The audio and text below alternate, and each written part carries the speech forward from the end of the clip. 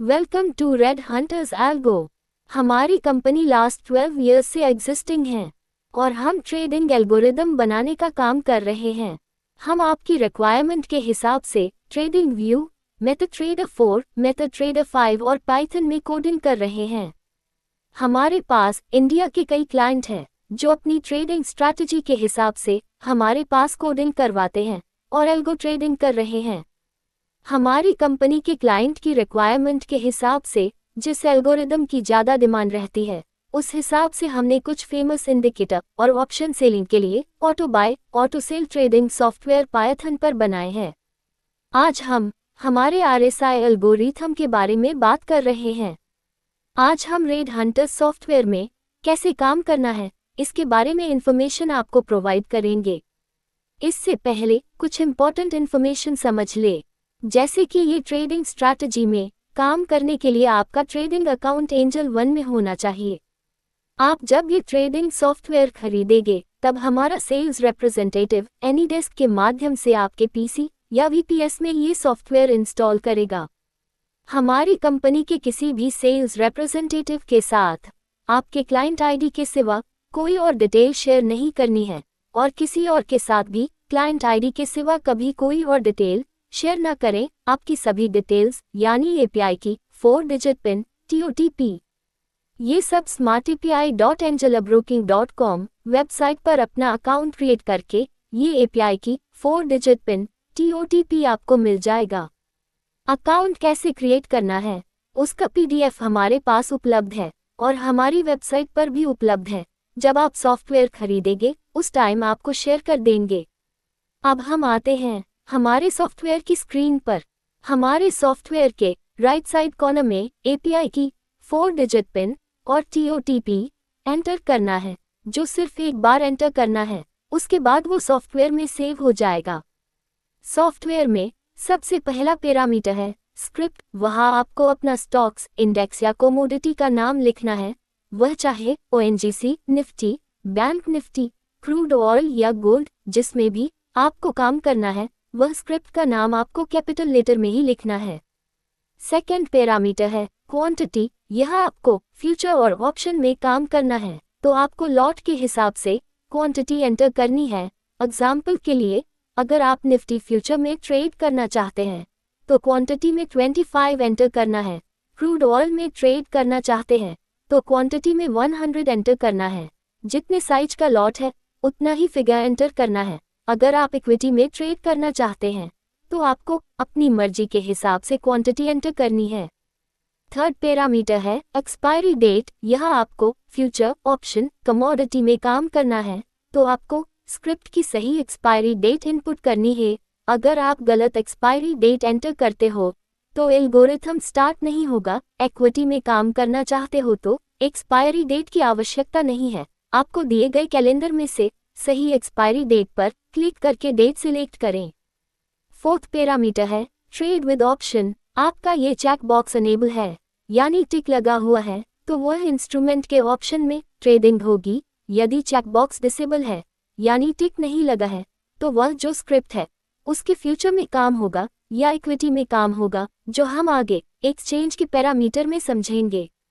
Fifth parameter है strike price. आपका trade with option check box enable है यानी टिक लगा हुआ है तो वह इंस्ट्रूमेंट के ऑप्शन में ट्रेडिंग होगी। आपको जो भी स्ट्राइक प्राइस के ऑप्शन में ट्रेड करना है वह स्ट्राइक प्राइस एंटर करनी होगी। वही ऑप्शन में हमारा इंडिकेटर प्लॉट हो जाएगा। जब कंडीशन मैच होगी तो ऑटो बाय, ऑटो सेल हमारा सॉफ्टवेयर करेगा। सिक्स्थ पैरामीटर है कॉल ऑप्शन या पुट ऑप्शन। जिसमें आपको काम करना है वह ऑप्शन आपको सिलेक्ट करना है। अगर आपको कॉल ऑप्शन पर काम करना है तो CE पसंद करना है। अगर आपको पुट ऑप्शन पर काम करना है तो आपको PE पसंद करना है। सेवेंथ पैरामीटर है टाइम फ्रेम। इस पैरामीटर के अकॉर्डिंग आप जिस टाइम फ्रेम में काम करना चाहते हैं वही टाइम फ्रेम यहाँ पे एंटर करना है। एग्जाम्पल के तौर पर यदि आप यहाँ 5 लिखेंगे तो एल्गोरिदम 5 मिनट में रन होगा और 5 मिनट के कैंडल क्लोज का इंतजार करेगा और कैंडल क्लोज होने के बाद आपका इंडिकेटर वैल्यू चेक करके एक्शन लेगा। 8 और 9 पैरामीटर है स्टॉप लॉस एंड टारगेट। जो परसेंटेज में है एग्जाम्पल के तौर पर यदि आपकी स्क्रिप्ट की बाय वैल्यू 100 है और आपने 2% का स्टॉप लॉस और 4% का टारगेट लगाया है तो आपका स्टॉप लॉस 98 रुपये पर और आपका टारगेट 104 पर सेट हो जाएगा और कैंडल क्लोज का इंतजार करेगा और कैंडल क्लोज होने के बाद आपका वैल्यू चेक करके एक्शन लेगा। एग्जाम्पल के तौर पर 98 के नीचे क्लोजिंग आएगी या 104 के ऊपर क्लोजिंग आएगी। ऐसी कंडीशन में एल्गोरिदम आपकी पोजीशन स्क्वायर ऑफ करेगा। 10th पैरामीटर है RSI पीरियड। आप यहाँ अपने हिसाब से RSI पीरियड या लेंथ आप जो भी अपने हिसाब से रखना चाहते हैं वो आप यहाँ एंटर करें। एग्जाम्पल के तौर पर यदि पीरियड या लेंथ 14 करते हैं तो हमारी टाइम फ्रेम की कैंडल क्लोज होने के बाद वो RSI वैल्यू अपडेट होती रहेगी। 11 पैरामीटर है RSI बाय लेवल। ये बहुत ही महत्वपूर्ण पैरामीटर है। RSI बाय लेवल यानी जब भी RSI की वैल्यू हमारे RSI बाय लेवल के ऊपर क्रॉसिंग करेगी और इससे पहले RSI वैल्यू हमारे बाय लेवल से नीचे होनी चाहिए। और एक बात, अगर हमारी पहले से बाय पोजीशन है तो बाय नहीं करेगा और अगर सेल पोजीशन है तो वो पोजीशन काटकर नया बाय हो जाएगा। 12 पैरामीटर है RSI सेल लेवल। ये बहुत ही महत्वपूर्ण पैरामीटर है। RSI सेल लेवल यानी जब भी RSI की वैल्यू हमारे RSI सेल लेवल के नीचे क्रॉसिंग करेगी और इससे पहले RSI वैल्यू हमारे सेल लेवल से ऊपर होनी चाहिए। और एक बात, अगर हमारी पहले से सेल पोजीशन है तो सेल नहीं करेगा और अगर बाय पोजीशन है तो वो पोजीशन काटकर नया सेल हो जाएगा। अब हम जा रहे हैं बाय के ऑप्शन पर। वहां अगर आपके बाय का चेकबॉक्स अनेबल है यानी टिक लगा हुआ है तो एल्गोरिथम बाय करेगा। यदि चेकबॉक्स डिसेबल है यानी टिक नहीं लगा है तो एल्गोरिथम बाय नहीं करेगा। अब हम जा रहे हैं सेल के ऑप्शन पर। वहां अगर आपके सेल का चेकबॉक्स अनेबल है यानी टिक लगा हुआ है तो एल्गोरिथम सेल करेगा। यदि चेकबॉक्स डिसेबल है यानी टिक नहीं लगा है तो एल्गोरिथम सेल नहीं करेगा। हमारे सॉफ्टवेयर की सबसे अच्छी बात यह है कि अगर आप सिर्फ बाय करके ही ट्रेड करना चाहते हैं और सेल का ट्रेड नहीं करना चाहते तो सिर्फ बाय चेकबॉक्स को इनेबल करें और सेल के चेकबॉक्स को डिसेबल करें। ऑन द कॉन्ट्ररी, अगर आप सिर्फ सेल करके ही ट्रेड करना चाहते हैं तो और बाय का ट्रेड नहीं करना चाहते तो सिर्फ सेल चेकबॉक्स को इनेबल करें और बाय के चेकबॉक्स को डिसेबल करें।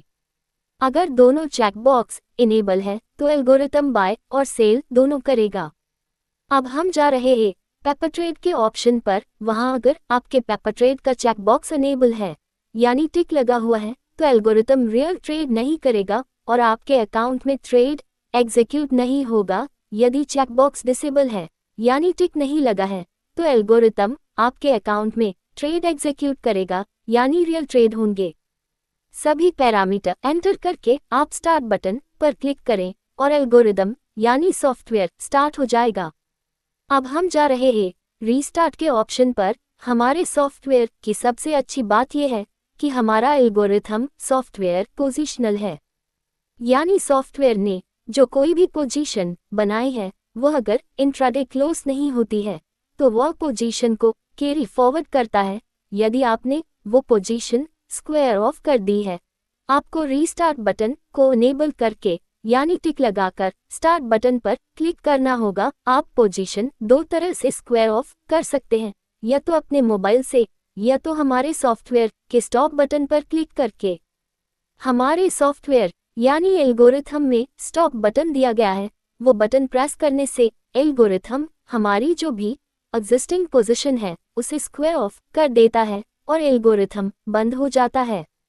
आप इम्पॉर्टेंट इन्फॉर्मेशन समझ ले, आपने स्टॉप बटन से या मैन्युअली जब भी पोजीशन स्क्वायर ऑफ की है तब रीस्टार्ट के ऑप्शन पर अनेबल करके यानी टिक लगाकर ही सॉफ्टवेयर यानी एल्गोरिदम स्टार्ट करना है, नहीं तो वो पुरानी पोजीशन के साथ ही स्टार्ट होगा। अब हम जानेंगे ट्रेडिंग पैनल के बारे में जो राइट साइड ऊपर कोने में है। यहाँ आपको buy open, sell open, buy price, sell price, buy target, sell target, buy stop loss, sell stop loss जैसे ऑप्शन है। जब भी एल्गो बाय करेगा तब उसके सामने ट्रू हो जाएगा और बाय प्राइस यानी जितने में परचेज हुआ है वो प्राइस डिस्प्ले हो जाएंगी सेम साइड सेल में भी। जब सेल ओपन होगा तब सेल ओपन के सामने ट्रू डिस्प्ले करेगा और सेल प्राइस, इन sell target, sell stop loss display होंगी। इससे नीचे हमारे इंडिकेटर की वैल्यू डिस्प्ले होती है जो हमने टाइम फ्रेम सिलेक्ट की है। वो कैंडल जब क्लोज होगी तभी अपडेट होंगी। इससे नीचे हमारे सॉफ्टवेयर में LTP है, उसके सामने हमारी स्क्रिप्ट की रियल टाइम LTP शो करेगी। इससे नीचे हमारे सॉफ्टवेयर में प्रॉफिट एंड लॉस है, उसके सामने हमारी जो भी पोजीशन है उस पोजीशन का रियल टाइम प्रॉफिट और लॉस डिस्प्ले करेगा। डिस्क्लेमर, सॉफ्टवेयर को डेटा आपके ब्रोकर के API थ्रू मिल रहा है, उस हिसाब से सभी वैल्यू अपडेट होती है। इसमें कई बार लेट डेटा या डेटा स्टॉपेज भी आ सकता है, इसके लिए हम जिम्मेदार नहीं है। इससे इंडिकेटर वैल्यू और प्राइस में थोड़ा वेरिएशन आ सकता है।